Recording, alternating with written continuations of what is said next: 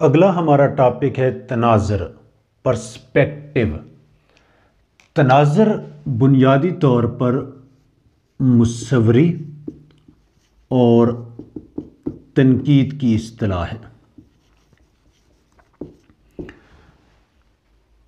جب مصور کوئی تخلیق کرتا ہے، کوئی تصویر بناتا ہے، وہ کسی تناظر، ایک نقشے جو اس کے خیال میں ذہن ہے، جو ہیولہ بنا ہوا ہے، اس کے مطابق وہ مصوری کرتا ہے۔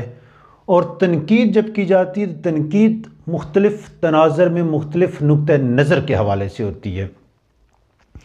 عام جب ہم لوگ کوئی بندہ بات کر رہا ہوتا ہے اور بات ذو معنی ہے یا بات کو گھما پھرا کے کر رہا ہوتا ہے تو اکثر آپ جملہ سنتے ہیں کہ یہ تم جو اپنا لب لباب بیان کر رہے ہو، جو گفتگو کر رہے ہو، یہ کس تناظر میں کر رہے ہو، یعنی تمہارا مقصد کیا ہے، کون سی چیز سامنے لانا چاہتے ہو، جو بیان کرنا چاہتے ہو۔ تناظر ڈائریکشن کو بھی کہہ سکتے ہیں، پس منظر کو کہہ سکتے ہیں۔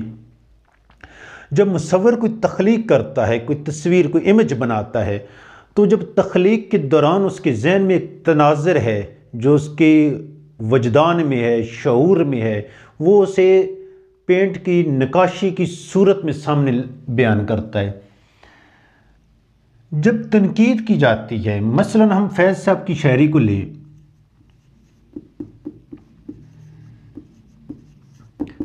فیض صاحب کی شاعری علامتی ہے۔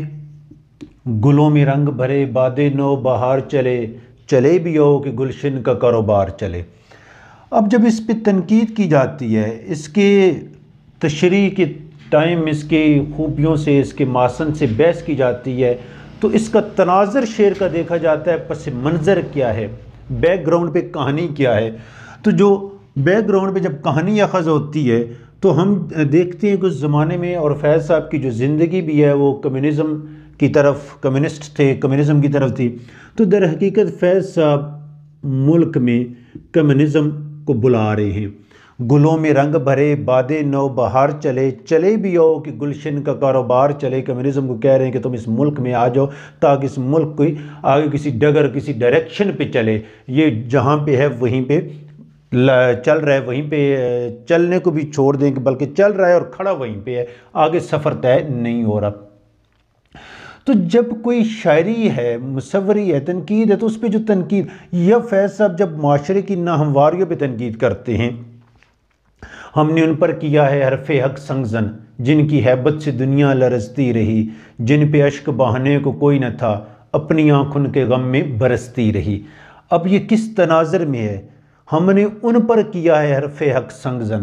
کیا یہ خفیہ قوتیں تھیں جن کے بارے میں ہم سنتے رہتے ہیں، آج بھی ہم معاشرے میں سنتے ہیں، اپنے معاشرے میں، سوسائٹی میں؟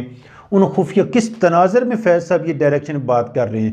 کیا وہ لوگ ہیں جو اس کمیونزم کا راستہ روک رہے تھے، یا وہ لوگ ہیں جو ملک میں جمہوری اقدار کو پنپنے نہیں دے رہے تھے؟ تو یہ تناظر میں جب تنقید کی جاتی ہے، اس شعر کے، اس مصوری کو بیان کیا جاتا ہے۔ تناظر در حقیقت ڈائریکشن ہے، وہ نقشہ ہے جو ایک تخلیق کار کے مائنڈ میں ہیلے کی صورت میں موجود ہے، یا مکمل صورت میں ایک نقشہ ترتیب ہے اس کے شعور میں، جسے وہ صفحہ کرتاس پہ اتارتا ہے۔